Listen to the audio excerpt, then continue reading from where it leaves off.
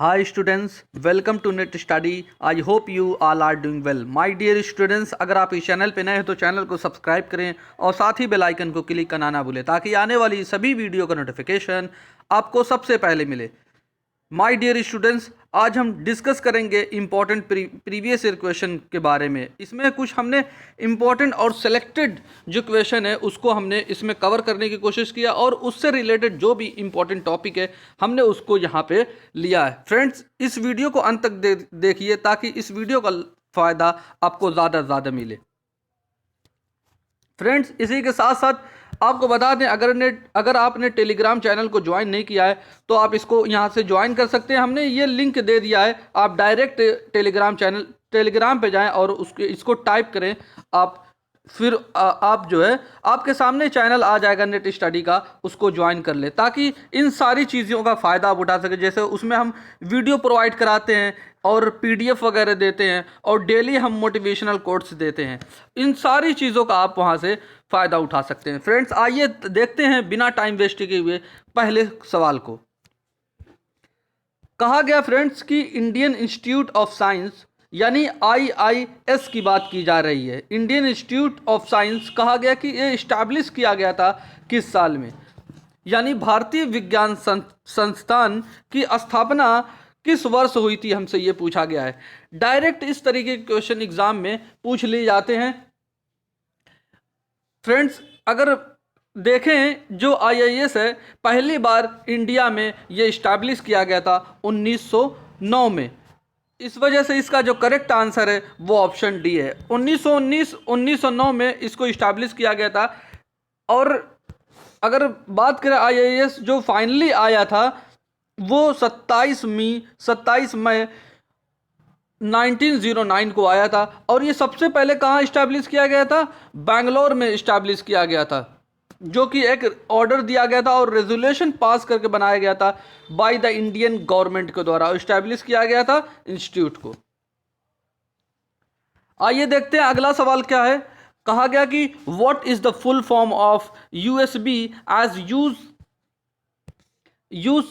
USB का हमसे अगर जो पॉइंट अगर फ्रेंड देखें, इसमें डायरेक्ट क्या पूछा गया है? USB का फुल फॉर्म पूछा गया है, जो यूज़ किया जाता है कंप्यूटर में कंप्यूटर रिलेटेड जो एक्टिविटीज़ होती है उसमें यूज़ किया जाता है। और पूछा हमसे कहा गया है कि USB का फुल फॉर्म क्या होता है। USB स्टैंड करता क्या? यूनिवर्सल सीरियल बस स्टैंड करता ये USB। इसका करेक्ट जो आंसर ऑप्शन बी है। आइए देखते हैं USB के बारे में डिटेल में थोड़ा नॉलेज रखें। तो कहा गया है कि ये एक प्रकार की केबल होती है, कनेक्टर होता है, प्रोटोकॉल होता है जो कनेक्शन के लिए यूज़ किया जाता है, कम्युनिकेशन के लिए यूज़ किया जाता है, पावर सप्लाई के लिए यूज़ किया जाता है। किसमें? इंटरफेसिंग करने में between computer, peripheral and other computers में। यानी जब दो चीज़ों को आपस में जोड़ना होता है तो USB के थ्रू जोड़ा जाता है, जो कि इंटरफेसिंग का ये काम करता है। और कहा गया कि ये एक ब्रॉड वैरायटी है USB की। USB हार्डवेयर एग्जिस्ट करता है, कितने में इंक्लूड करता है? 11 डिफरेंट कनेक्टर्स इसके हो सकते हैं। उसमें से सबसे जो मोस्ट रिसेंट है वो USB-C है। और पहली बार USB को रिलीज किया गया था 1996 में। और ये USB स्टैंडर्ड जो होता है मेंटेन किया जाता है USB इम्प्लीमेंटर्स फोरम के द्वारा ये मेंटेन किया जाता है। और कहा गया कि देयर हैव बीन 4 जनरेशन, और ये 4 जनरेशन में आ चुका अब तक। कौन कौन से? USB 1.x, USB 2.0, USB 3.x and USB 4 ये जो आ चुका है। और ये 4 जनरेशन इसकी है। और इसमें कुछ फ्रेंड्स हमने बताए हैं कि कुछ इंपॉर्टेंट एब्रीविएशन है। सबसे पहले ये एग्जाम में पूछा जा चुका है, BIOS का फुल फॉर्म क्या होता है? बेसिक इनपुट आउटपुट सिस्टम होता है। और CAD का आप जानते होंगे, कंप्यूटर एडेड डिज़ाइन। और ये इसी बार अभी नेट का एग्ज़ाम जो चल रहा है इसमें पूछा गया था कि EEPROM का फुल फॉर्म क्या होता है? Erasable programmable read only memory. और GPRS का फुल फॉर्म भी आप याद कर सकते हैं, general pocket radio service. I hope USB के बारे में हमने जो यहाँ पे बताया आपको समझ में आया होगा। आइए देखते हैं अगला सवाल क्या है। फ्रेंड्स, ये रीजनिंग से क्वेश्चन है, ये नंबर सीरीज है। हमसे पूछा गया कि जो नेक्स्ट नंबर होगा 1, 6, 15, 28, 45 के बाद इसमें जो नेक्स्ट नंबर होगा वो कौन सा होगा। उससे पहले हमें ये जानना होगा फ्रेंड्स कि 1 कैसे आया, 6 कैसे आया, 15 कैसे आया, 28 कैसे आया, 45। जब हम 45 को जान जाएंगे ये सारी चीज़ों को, तो हम ये भी समझ जाएंगे कि 45 के बाद जो नेक्स्ट नंबर होगा वो कौन सा होगा। तो फ्रेंड्स देखते हैं इसको।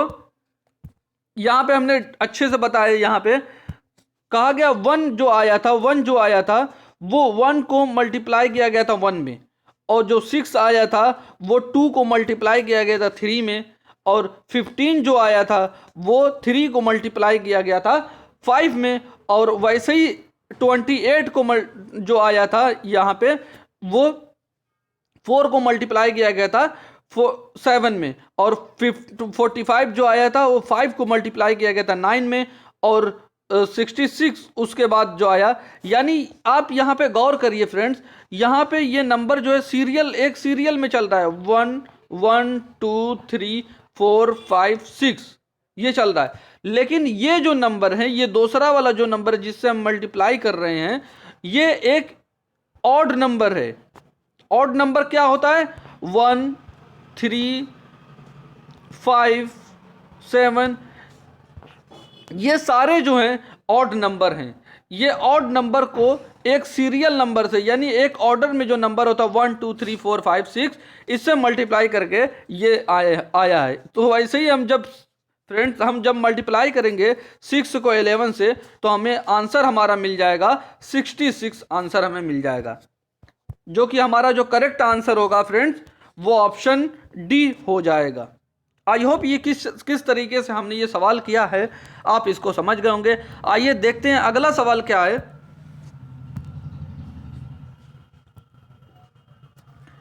फ्रेंड्स, ये एक इन्वायरमेंट से रिलेटेड है, पीपल डेवलपमेंट इन्वायरमेंट से रिलेटेड ये क्वेश्चन है, और बहुत ही इंपॉर्टेंट क्वेश्चन है। इस तरीके के क्वेश्चन आजकल ज़्यादा एग्जाम में पूछे जाते हैं। कहा गया कि इन्वायरमेंट जो होता है which have been modified by human activities के द्वारा जब इन्वायरमेंट में बदलाव होते हैं तो उसको क्या कहा जाता है। फ्रेंड्स, जब एक ह्यूमन यानी मानवीय गतिविधियों के द्वारा जब इन्वायरमेंट में बदलाव होते हैं तब उसको एंथ्रोपोजेनिक इन्वायरमेंट कहा जाता है।